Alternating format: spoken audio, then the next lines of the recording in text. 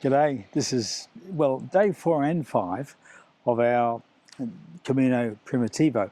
We left Tineo yesterday and we've done one section. We're here now at Pola de Irlande, but we stopped overnight in Campiello.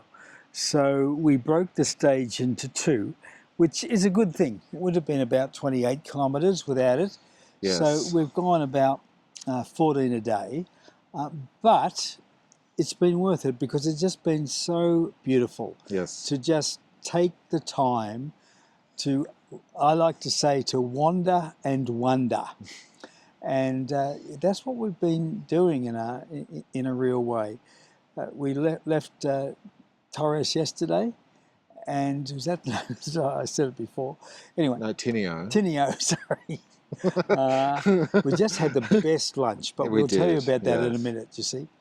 And we left Tineo yesterday, and as I said, made our way to Santiago, but we went up 900 metres to the to one of the tops of the mountains, and it was just exhilarating up there. It was, wasn't it? Yeah, it was very cold. It was good that we broke it in half. I mean, having done yesterday and today's, to do that in one day, it would have been a rush, and you probably wouldn't have enjoyed it as much as we did. Indeed. And yeah, it was pleasant weather for both, really, wasn't it? It was. We give thanks to God for the weather because it hasn't rained either day. Well, it has, but after we've finished our walk, it looks like rain is setting in even now for here in Pola de Irlande. But yeah, the weather was just beautiful. Even though when we were up 900 metres at the top of one of the mountains there, up with the horses and the cattle, the alpine animals, the breeze was just gentle, quite cold, but refreshing, exhilarating. It really was. It was exhilarating being up there. James is putting up the stills of and some video roll from the walk there. We made our way down then towards Campiello, and at one of the stages there we came across the most social stretch of a Camino that I've ever done anyway. Yeah, that's right. We came down just off a rough mountain track, and we were on rural roads there, and all of a sudden a farmer was calling out to us from a distance in his farm saying, "Come, el stampo, get a stamp." So there wasn't much chance of our not getting it because his border collie went racing out of the farm right around the fence and came back the other way to get us, and basically to muster us down towards the man in his barn where we were then able to get a stamp. And the dog was just so cute. He had a stone and he kept... I know, it's about this big. It was like his little tennis ball. And it was. All he wanted to do was for us to throw it. He'd drop it at our feet and want us to throw it. He'd tap our feet. There was three of us because we'd met Ivan, a friend, along the way. And so he was with us. And so the border collie would rotate from one to the other in a very, what's the term? ADHO. No, that's not what I'm looking for. Anyway, obsessive, OCD. The dog was very OCD. So if you're doing the trap before you get to Campiello, about 5 kilometres, look for the OCD border collie, I can tell you. But then we came out of there and we were going down the road. And it started raining. And it just started to rain, and we were near a house, and this woman came out and said, come in, to a backyard garage to get out of the rain and put all our wet weather gear on. And she said, "Oh, you can have some manzanas, which are apples, in a backyard." Which we didn't take up that option. They didn't look the most. But yeah, just a really friendly lady. Opened up a garage and in there. She was drying out onions or something. Yes. Yeah, and just let us use that just to put our covers on our backpacks and raincoats and all that Yeah, on. so friendly. And so, I mean, we left there pretty quickly because we didn't want to be lingering and talking. And so because the rain had stopped, and we set off further down the road.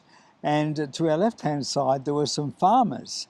And the manure, the fertilizer tractor with It started spraying. yes, fortunately we were just past that, and the farmer was working on the side of the field, and I just thought, oh, this would be a good photo. So I said, I asked, could I take a photo? And they were very, very happy. But the younger farmer came across, and he started speaking very fluent English to us and told us that his whole crop had been destroyed by the recent storms, and that just absolutely flattened.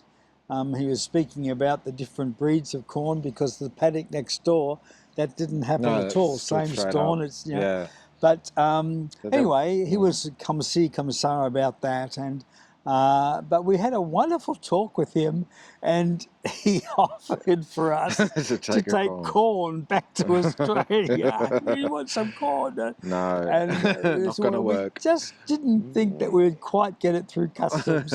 But how friendly was he? And so there was just this rhythm of grace that we walked through, of hospitality, of friendship, of care, and it was just wonderful, wasn't it? Yeah.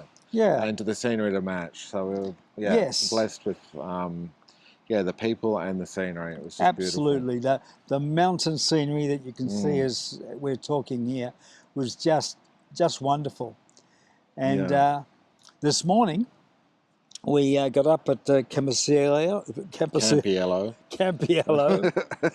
and made our way here towards Pola de Ilande, another 18-kilometre walk. The moon was out actually this morning. The sun was just highlighting the moon. And so we had some wonderful photographic opportunities as we walked along there. But we didn't meet people today. Yesterday was very, very social. Yeah, I think because today we'd split it in half, people today would have started from Tinio, so we would have been walking ahead. So we saw no pilgrims except a couple of fast guys as we were coming into Pola de Ilande. Yes. And they would have probably come from Tinio and raced moving through. Very fast, just reminding me of just how I'm slowing up a little, but not sufficiently slow to continue doing Camino.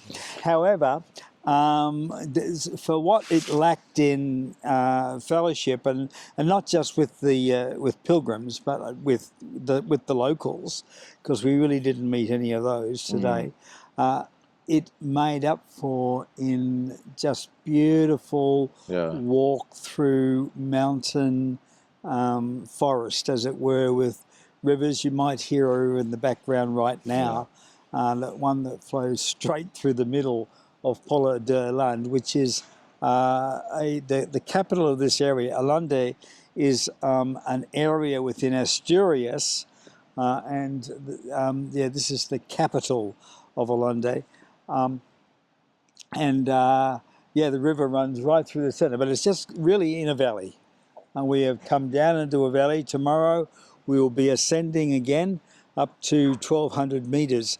But we are down in the valley tonight, and having walked through the most glorious mountain forest area with just beautiful rivers, little bridges, nothing historic per se, just timber ones that have been built to cross, but just giving lots of photo opportunities. Yeah, that's right. The morning sun, when it came up just over the fields, and you could see all the hills, other hills in the distance, and other farmland. It was just, sun just sort of caressing as it came up. All these fields, and just gave this beautiful light across the whole landscape. Absolutely. Yeah, the sun doesn't come up till about 8 o'clock here, but it does go down late. But just when we set out, it was just coming up. Yeah, and it was just gave beautiful photo opportunity, like Ron said. It did. Go on. No, that's right. I think, no, well, I mean, the paths today were kind of like, we'd sort of follow the road. So we'd sort of come onto the road and then back down onto a path and then, back up onto the road. But most of the time Yeah. it was on the mountain paths Yeah. that were They don't not like as you to walk on the road. quagmirish as previously, but there No. was some There were slippery, some big puddles. slippery parts, some big puddles. Mm. But we arrived here at Pola de Allende, and we came to the hotel, and the cafe restaurant was still open, so we are deciding to do have a late lunch. So we had a late lunch at 3 o'clock because that's closer to 6 o'clock in our view. About And 9 8 o'clock is the other way. Yeah. And we looked at the menu, and we chose one for €26 each. It was a set menu, especial menu. So we chose that. And then the hotelier came up, the restaurateur came up, and he said, no, and pointed to the €18 one, Yeah. Pellegrino. Yeah. He said, Servicio. That will be enough for you. That will be enough for you. So he didn't want to take the €26 ahead from us. He was very happy for the 18, but the €18. I know, what a meal. It was The best meal we've probably had in Spain, certainly the best meal that we've had here and I think he was just really wanting to show off the best of Hollande's food, because this is a gastronomical centre, although I'm beginning to think all the way through Asturias is a gastronomical centre. But we started out with this beautiful soup that was like a kind of a pea soup with all kinds of other vegetable, a lot of potato in it. It just tasted superb. Yeah. And then we had vegetable pudding, didn't we? Which Yes. came out, and it was all in a like sea of tomato puree soup kind of thing. Yeah. And never had vegetable pudding in my life. No, I wasn't enamoured by it. But Well, it's food, so yeah. And then he brought out also just a little taster of some chorizo and some pork belly, blood and sausage. some black Well, the pork sausage. belly was just the fat of the pork belly, Yes, which I found right. a bit strange. But then also the blood sausage, which you didn't like, I found it pretty okay. Yeah. And then chorizo. The chorizo was lovely, so it was tasted for that. And then after the vegetable pudding, out came, what was the last course that we had? The stuffed cabbage. Oh, the stuffed cabbage, yes. There's the church bell, St Andrew's church bell, ringing a beautiful church over there. The stuffed cabbage, that we weren't quite sure whether it was tuna or meat inside the cabbage leaves. It was fishy meat. Whatever it was, fishy meat. But it tasted great. It really was. Yeah. And I thought, I'm not going to be able to eat the steak and the chips that come out next. But fortunately, that was it. They didn't come out. And then offered us dessert, which we ended up having this beautiful chocolate pudding kind of thing, or chocolate cake that was like a lamington but had all custard layers through it. Beautiful. Yeah. So and only €18. And only €18 each. Like that was back on the coast you'd spend €18 just for the a 1 minute steak. Yeah, just the first little bit of a long meal. So I just want to recommend, come into Pola de Allende, and the hospitality, the food is wonderful, and this is really an alpine village. It just feels we are in the mountains, and we're just really enjoying this, aren't we? Just enjoying the walk, as I say, the wandering and the wonder. Just wonder at the beauty of creation and God's wonderful handiwork. Yesterday we mentioned when we went to the farm where the border collie was, that we were with Ivan. Ivan was a 37-year-old local Spanish man who unfortunately pulled ligaments in his leg the day before. A 20 kilo backpack. but he was determined to keep going. Yeah. He wasn't friendly initially, but we just caught up, and then it was as though he wanted to stay with us and talk. And yeah, we just had a great time of sharing together.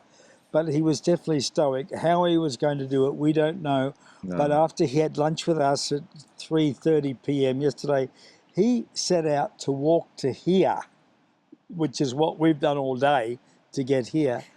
He wouldn't have got here till 9 p.m. through the dark, and coming down this mountain to get to Polydland, it was so steep. It's the steepest one we've done. Yeah. And coming down the steep slopes, of course, you use muscles that you haven't used for quite a while. Watch every foot. Got to watch every foot. So you really feel it using different muscles altogether. In some ways, it's much harder to go down than go up, which we will experience tomorrow. Yes, tomorrow morning it is straight up. Yes. To 1,200 meters. Well, not straight up, but I think over 5 kilometers or so we go up to 1,200. It's not a long walk tomorrow. It's about 18 kilometers, I think. Yes. So, we'll take our time and get to the next destination. But that's it for the last 2 days, isn't it? Yes. There's not really anything The fourth else. section of the Camino which Primitivo. we split in half. So if you've got the time, do that. Split it in half. It's worthwhile because just the beauty of both sections just takes some savouring. Indeed. Well, we will see you tomorrow in, I think it's Basido, isn't it? Bertolucci. But anyway, something like that. We'll tell you tomorrow, but it starts with B. Okay. Okay. Thanks God for bless watching. you. Thanks for watching.